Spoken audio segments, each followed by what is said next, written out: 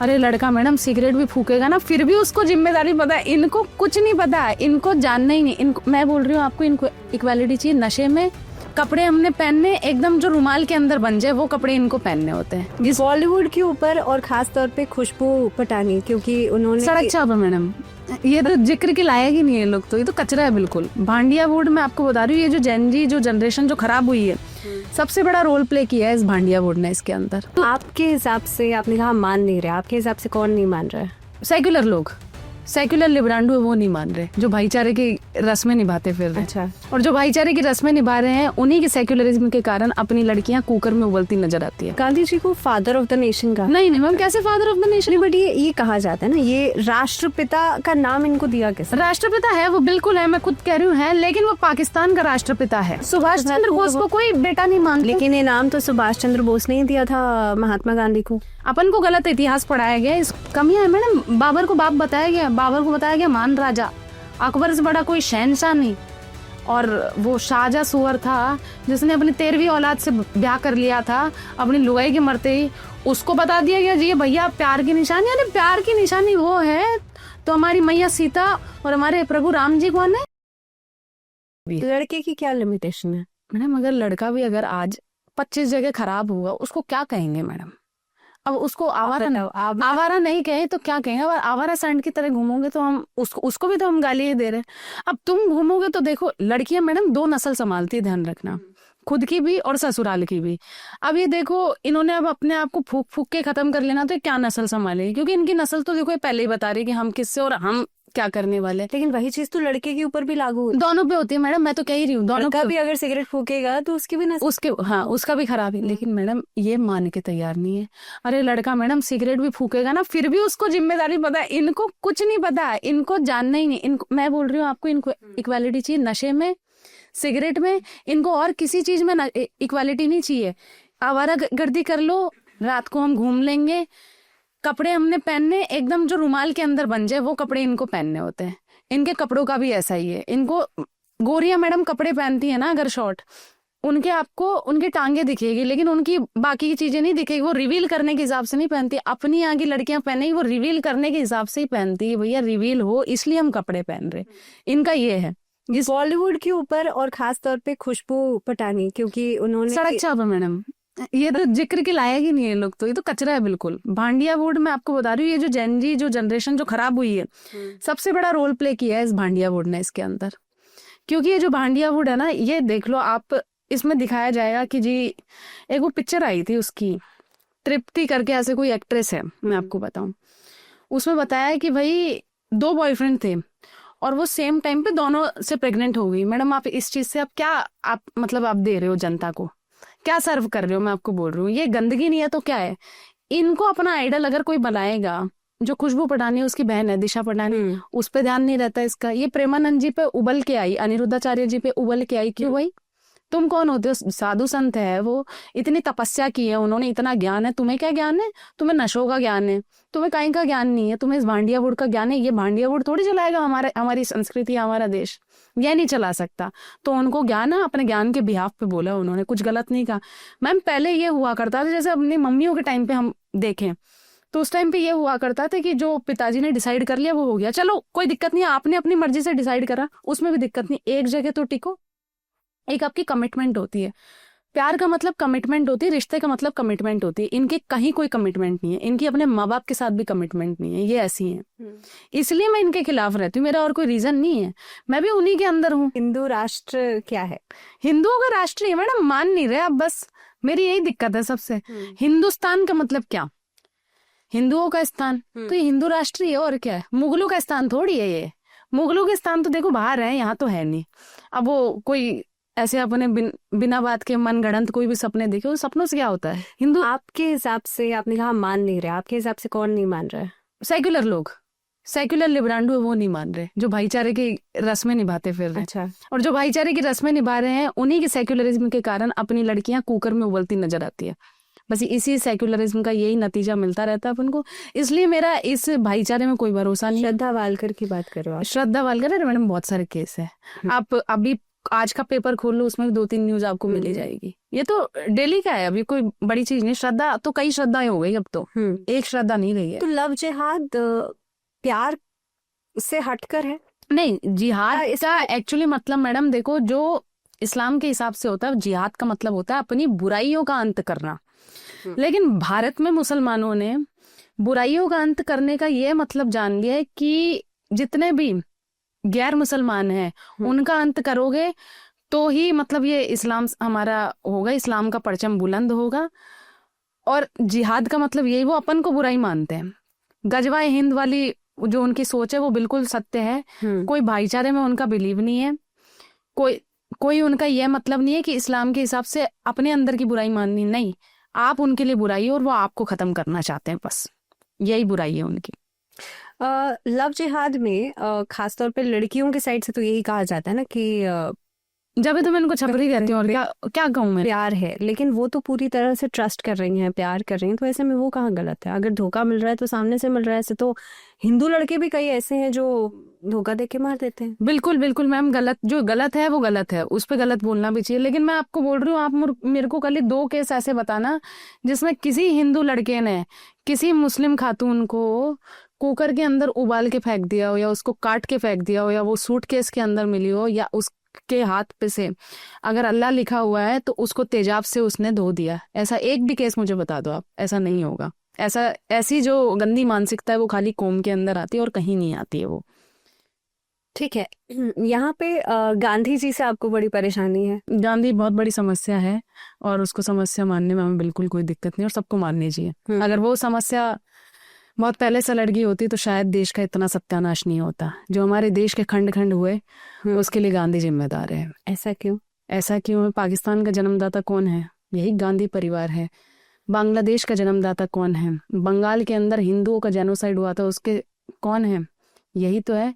यही गांधी तो था जिसने यह कहा था अगर हिंदू औरतों पर कोई भी गंदी नजर डाले या कोई भी मुगल उनको हाथ लगाए तो उनको आत्महत्या करके मर जाना चाहिए। क्यों मर जाना चाहिए? तेरे पे तो सारे मतलब चीजें थी ना, तो कहता सारी चीजें चेंज कर सकते थे। सर मैम, जिनके पास गद्दी होती है ना उनसे बड़ा कोई राजा नहीं है, और उन्हीं के हाथ में सब कुछ है। जो गद्दी पर बैठे हैं, जो तुम्हारा काम है डिसीजन लेना, तुम डिसीजन लेने की बजाय तुम ये सड़ी हुई भाईचारे की बातें कर रहे हो। अच्छा, भाईचारे की बातें गांधी ने करी कि वो मंदिर के अंदर कुरान पढ़ता था, कभी मस्जिद के अंदर गीता पढ़ने की हिम्मत तो नहीं करी। क्यों नहीं करी? क्योंकि पता है अगर मस्जिद के अंदर गीता पढ़ने की हिम्मत कर दी तो मस्जिद वाले सबसे पहले इसी को उड़ाएंगे, इसलिए नहीं करता था वो।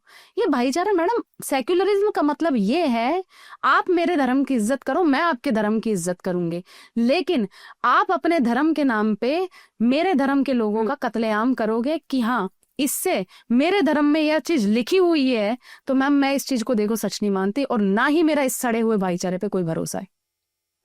गांधी जी को फादर ऑफ द नेशन का नहीं मैम, कैसे father of the nation? But ये कहा जाता है ना, ये राष्ट्रपिता का नाम इनको दिया कैसे? राष्ट्रपिता है वो, बिल्कुल है, मैं खुद कह रही हूँ है, लेकिन वो पाकिस्तान का राष्ट्रपिता है, पाकिस्तान के जन्मदाता है Mahatma Gandhi, and he is not my Mahatma. Madam, इस देश के बेटे हो सकते हैं, इस देश का कोई बाप नहीं हो सकता है। यह देश गांधी से पहले से है, कम से कम अरबों खरबों सालों से है ये देश। गांधी अरबों खरबों सालों से थोड़ी है। गांधी कब से है?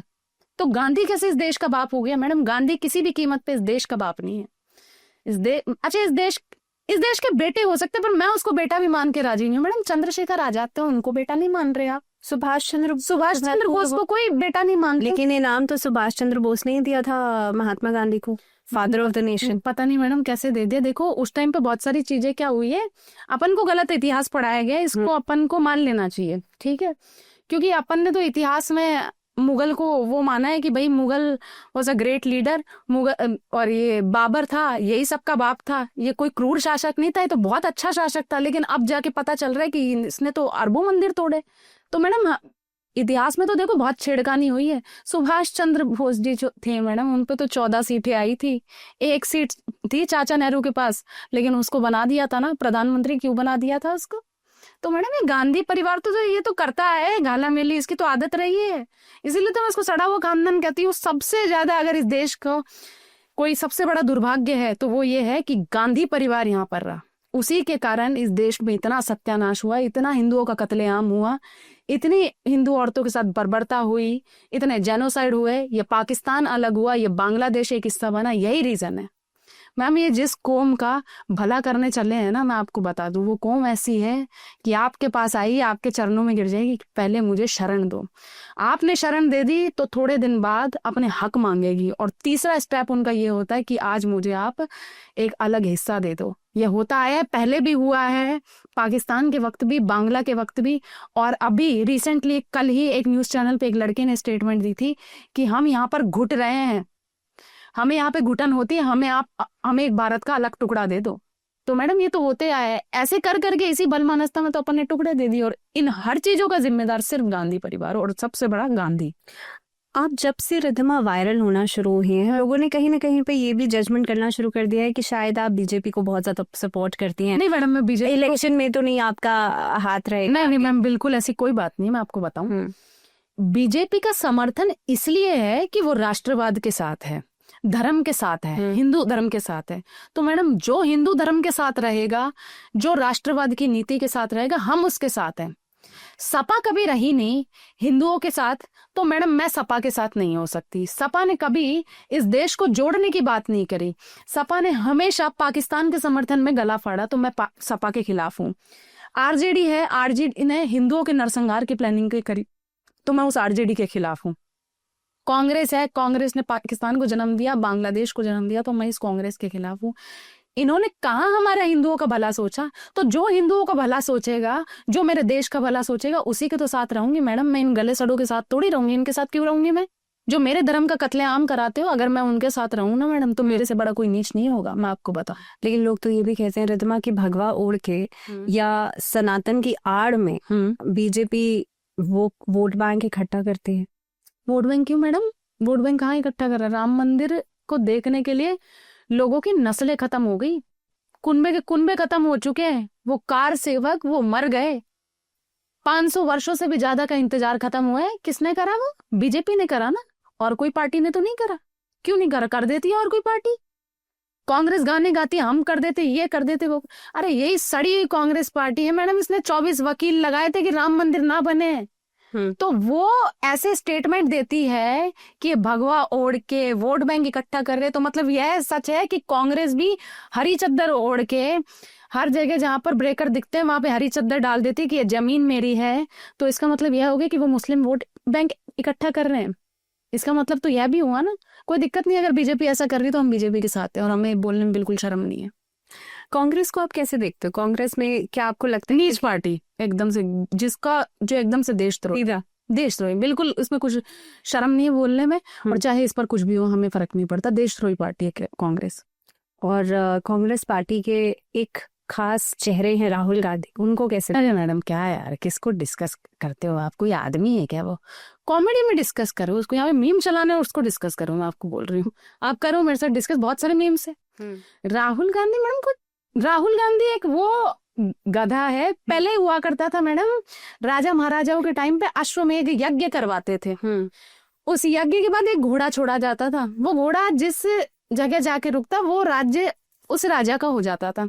अब कांग्रेस ने ऐसा एक गधेड़ा छोड़ रखा है कि वो जहां जाता है वहीं कांग्रेस को डुबो रहा है। बिहार के अंदर मैडम एक सीट आई है इस पार्टी की, जिस पार्टी ने 70 साल राज करा, आज उसके ऐसे कांकरे बिखर गए, धूल हो रखी है पूरी पार्टी की। अब सोचो इससे बड़ी बेइज्जती क्या होगी। तो राहुल गांधी है वो मीम के लिए ठीक है।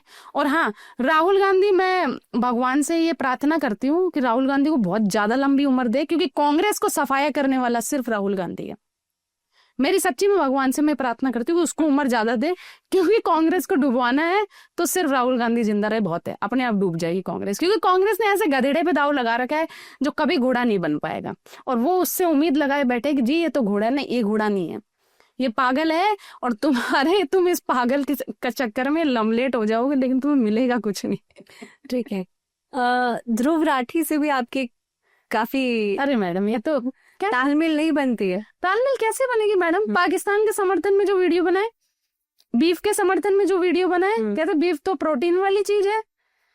बोलता है कि पहलगाम जैसा कोई कांड था, उसमें हिंदुओं से पूछा ही नहीं गया जी कलमा पढ़ो नहीं तो तुम्हें गोली से उड़ा देंगे। कसाब के समर्थन में जो बात करे, जो केजरीवाल को अपना बाप मान ले, जो कहते हैं एक पे एक दारू फ्री देना ठीक है, इससे हमारा पता नहीं क्या क्या होता है, जो कांग्रेस के सपोर्ट में खाली वीडियो बनाता है। मैडम कभी बंगाल के अंदर अभी रिसेंटली की बात है, मैं आपको बताऊं, मुर्शिदाबाद में हिंदुओं का बहुत नरसंहार हुआ वहां पे। अभी वेस्ट बंगाल में बहुत हिंदुओं के साथ बहुत बर्बरता हुई। अच्छा। एक तो वो जगह थी और मुझे एक जगह का नाम याद नहीं आ रहा दूसरी का, मुर्शिदाबाद के अलावा, मतलब बहुत टाइम से वहां पे चल रहा था। मुर्शिदाबाद के मुझे कुछ इंसिडेंट याद है, मैंने मतलब आप अगर सर्च करेंगे आपको मिल भी जाएंगे। तो वहां पर औरतों के साथ ऐसा हुआ कि मुस्लिम लोग और टीएमसी के कुछ नेता, टीएमसी के वो मुस्लिम नेता ही थे, मैं आपको बताऊं, हुमायूं कबीर जैसे, जो अभी बाबरी बनाने के सपने देख रहे हैं, वही नेता थे जो हिंदुओं की औरतों को बाहर खींचकर लेकर गए घर के बाहर। वो बाहर नहीं गई तो उनके साथ घर में ही उनका रेप हुआ, उनके घर के सारे पानी के कनेक्शन काट दिए गए और उनके कपड़ों को जला दिया गया। कैसी नीचता थी, इस पर ध्रुव राठी नहीं भौंकता? क्यों नहीं भौंकता? किसान आंदोलन पर बोलेगा, लेकिन वो किसान जब कर्नाटका के अंदर इस राहुल गांधी की, जहां पर वो सरकार है, जहां पर कांग्रेस पार्टी, वहां पर वो किसान आत्महत्या कर लेते हैं, वहां पर दलितों के गांव जला दिए जाते हैं, तब यह नहीं बोलता। क्यों? वो किसान नहीं है, या सिर्फ इधर के किसान थे? खालिस्तान का मैडम जो समर्थक हो और जो देशद्रोह का समर्थक हो, वो सड़ा हुआ सुअर है हमारे लिए। और यह बात मैं तो कहती हूँ ध्रुव राठी तक पहुंचाओ, अगर आप पहुंचा सकते हो तो ठीक है। मैंने तो उससे एक सवाल करा था, दिया ही नहीं सुअर ने जवाब। पर उसने उसने तो आपकी वीडियो को कोट करके उसने मेरे वीडियो को कोट करके कहा है कि गोबर का सेवन सेहत के लिए हानिकारक है। मैडम वो जो खेती होती है ना जितनी भी, उसके अंदर गोबर की ही खाद डलती है। इस अनपढ़ को यह नहीं पता, इसके जो फैक्ट होते हैं एक्चुअली क्या होता है, ये एडिटिंग कर देता है ऐसी, लोगों को लगता है असली, अरे जी ध्रुव राठी हमारा बाप है, हम तो इसी की नस्ल के हैं। एडिटिंग से तो मैडम पता नहीं कौन क्या से क्या बन जाता है, एडिटिंग से कुछ नहीं होता। आप चीजों पे वाकई में बात करो। मैंने तो उससे सवाल करते उस पर तो जवाब ही नहीं दिया। खून बहने पे क्या कहा था मैंने, उस पे नहीं कहा गया। क्योंकि मैडम देखो, खून बहने से बहुत ज्यादा प्रदूषण हो रहा है, बकरे बेचारे जब काटे जाते हैं उस पे नहीं बोलता है। ईद पे भी उतना ही ज्ञान आना चाहिए, क्यों नहीं आना चाहिए? ध्रुव राठी ने तो मेरे वीडियो में मैडम कॉपीराइट मारा हुआ है, मैं क्या बात करूं उसकी, वो तो इतना डरता। अब बताओ, अब हमारे जैसे क्रिएटरों से अगर ध्रुव राठी डर रहा है तो भैया चलो, हमने कुछ नहीं, कम से कम यह तो कमाया ही है। कोई बात नहीं, उसकी नजर में हम बदनाम है, कोई बात नहीं, बदनामी ही हमारी कामयाबी है। और बताओ रिद्धिमा, आप अलग अलग मुद्दों पे बात करते हो और खासतौर पे राष्ट्रवाद पे आपकी अच्छी खासी पकड़ है जी। ऐसे में जेन ज़ी की बात कर लेते हैं, क्योंकि ये डिजिटल एज का जमाना है, हर किसी के पास इतनी अप्रोच है कि फोन उठाया, और आप भी एक कंटेंट क्रिएटर ही हो। जी जी। जेन ज़ी के ऊपर कितना असर है सोशल मीडिया का? जेन जी के ऊपर मैडम असर है सोशल मीडिया का, लेकिन जेन जी के ऊपर असर पता है किन का है? जो देशद्रोह की बातें करते हो, जो एक वो शार्जिल इमाम करके जो सुअर है उसकी बात करते हो, जो असम को भारत का हिस्सा नहीं मानते, उनका असर है जेन जी के ऊपर, है ना? जो बुरहान मानी को अपना बाप मान बैठे हो, इन चीजों का असर है इस जेन जी के ऊपर। इस जेन जी के ऊपर हिंदू धर्म से दूरी का असर है इस जेन जी के ऊपर। मैडम सबसे बड़ा रीजन है परिवार से दूरी है। परिवार इनको टाइम नहीं देता, परिवार इनको दिखाई नहीं रहा है कि तुम किस धर्म से हो, तुम्हारी क्या संस्कृति है, कौन तुम्हारे पूर्वज थे। महाराणा प्रताप के बारे में मैडम कभी नहीं पढ़ाते, क्यों? घर वाले क्यों नहीं पढ़ाते? चलो अपनी किताबों में तो अपने मतलब धर्म का हनन बहुत ज्यादा हुआ है। महाराणा प्रताप को मैडम आप पढ़ोगे, घास की रोटियां खाई उस आदमी ने, क्यों खाई थी? मैं कह रही हूँ मैडम, जितने मेरे लिए आज राम पूजनीय है ना, उतने ही मेरे लिए महाराणा प्रताप पूजनीय है। लोगों को मतलब लोग कहते होंगे कि भैया ये कुछ जातिवाद वगैरह, नहीं, मैं सिर्फ धर्मवाद की बात करती हूँ। महाराणा प्रताप मेरे लिए मेरे भगवान बराबर हैं। क्यों? क्योंकि आज जो हमारे मंदिर सुरक्षित है वो उन्हीं के कारण सुरक्षित है। छत्रपति शिवाजी महाराज उनके कारण सुरक्षित है। इनको पढ़ना चाहिए इन जैनजियों को, ना कि इन बुरहान मानी जैसे आतंकवादियों को, कसाब जैसे आतंकवादियों को, या फिर शार्जिल इमाम जैसे आतंकवादियों को। 2020 में मैडम क्या हुआ था? शाहीन बाग के नाम पे जब दंगे भड़काए गए थे तो केजरीवाल की सरकार थी, इसने सारी चीजें तक नहीं आने दी। अभी एक दिल्ली 2020 पिक्चर आई है, उसको पता नहीं क्यों उस पिक्चर को इतनी जगह काफी सारी स्टेट में तो उसको लगने भी नहीं दिया गया। लेकिन मैं ये चीज कहूंगी हर जैन जी से, अगर तुम्हारे पे पैसे की कमी तुम मुझे मैसेज करो, मैं जरूर से दूंगी तुम्हें, पैसा भी प्रोवाइड करूंगी, लेकिन उस पिक्चर को जरूर से देखो। अगर तुम उस पिक्चर को देखोगे तो तुम्हें पता चलेगा कि चिकन नेक के समर्थन में कितने दंगे भड़काए गए थे। शाहीन बाग के चक्कर में जो दंगे भड़के थे मैडम, हिंदू औरतों के चौराहे पर रेप करे इन्होंने, हिंदुओं के घरों को जला दिया, हिंदू आदमी जहां दिखे उनको काट दिया उन्होंने, ये काम करे इन्होंने। अभी ये तो रिसेंट की बात है मैडम, 5 साल पहले की, और ये झूठ नहीं है ये सारी चीजें। ये जैन जी इन चीजों को नहीं पढ़ते। उस शार्जिल इमाम को मतलब ये अपना बाप मान बैठे आज उस पिक्चर को मैडम बंद कराने के लिए। आप देखो अपने देश का कैसा मतलब कॉन्स्टिट्यूशन है कि जो आतंकी है जिसने इस भारत से असम को अलग करने की बात करी, उसके पास राइट है कि वो हाई कोर्ट गए अपनी मतलब वो लेकर के भाई ये पिक्चर रिलीज नहीं होनी चाहिए। इतना हक कैसे? एक आतंकवादी को यह हक थोड़ी हो जाएगा मैडम। लेकिन आज एक आतंकवादी को इतना राइट है कि वो जाता है कि जी मेरे ऊपर पिक्चर बन रही है, मेरे सारे कुकर्म पता चल जाएंगे इसलिए पिक्चर नहीं रिलीज हो। ये कैसी बात हो गई? चलो वो उसकी दलील खारिज हो गई, लेकिन इतना हक ही क्यों है? मैं तो भारत सरकार से भी कहूंगी जो ऐसे आतंकवादी उनको सरेआम चौराहे के बीच में उनको गोली मार दीजिए, ठीक रहेगा। लेकिन रितिमा क्या ये सरकार का फेलियर नहीं है? क्योंकि आपने कहा ना कि जो गद्दी पे है, हाँ जाहिर सी बात है बिल्कुल मेरे हाथ में है, बिल्कुल उन्हीं के हाथ में, और मैडम उनको करना चाहिए। हाँ तो ये मोदी सरकार को बिल्कुल करना चाहिए। और मैं माननीय प्रधानमंत्री नरेंद्र मोदी जी से जरूर निवेदन करूंगी कि उनको ऐसा करना चाहिए। जितने भी आतंकवादी है अभी जो दिल्ली ब्लास्ट में जो आतंकवादी पकड़े जा रहे हैं उनको आप गोली मारिए, चाहे वो औरत हो आदमी, उससे फर्क नहीं पड़ता। आतंकवादी आतंकवादी है मैडम। अगर हमारे धर्म से होता ना हम खुल के कहते जी गोली मारो, आपसे नहीं मारी जाती, हमें राइट दो हम मार देंगे, हमें दिक्कत नहीं है। लेकिन आतंकवादी को आतंकवादी कहना सीखो मैडम। कुछ लोग तो वो है अपने ही हिंदू हैं जो उनको आतंकवादी मान के राजी नहीं। कहते जी आपको कैसे पता कि वो आतंकवादी? अरे आतंकवादी जो 70 औरतों के चक्कर में वो मर गया है यहाँ पे बम बांध के, उसको आतंकवादी ना कहे तो क्या कहे मैडम? उसे एक को चलो मरना था तो कुछ जहर खा के मर जाता, हमें दिक्कत नहीं, तुझे जन्नत ही जाना था। लेकिन तू इतने आदमियों को उड़ा के चला गया। मस्जिद को पाक जगह कहते हैं ना मैडम, उसी मस्जिद की पार्किंग में गाड़ी खड़ी थी उमर मोहम्मद की। क्यों खड़ी थी मैडम? मस्जिद पाक जगह नहीं है। अगर ऐसी मस्जिद में जहां पर आतंकी रहते हो, जहां की पार्किंग में से गाड़ी निकलने के बाद 3 मिनट बाद ब्लास्ट हो जाते हो, तो वो पाक जगह नहीं है, वहां पर हैवानियत भरी जा रही है। मैं आपको बता दूं ये चीजें इनको बोलने मैडम कोई शर्म नहीं आनी चाहिए किसी को। मैं तो कहती हूँ हर जैन जी को हमारे जैसा होना चाहिए, तभी देश सुधरेगा। शार्जिल इमाम को अपना बाप बना के थोड़ी देश को सुधार दोगे तुम।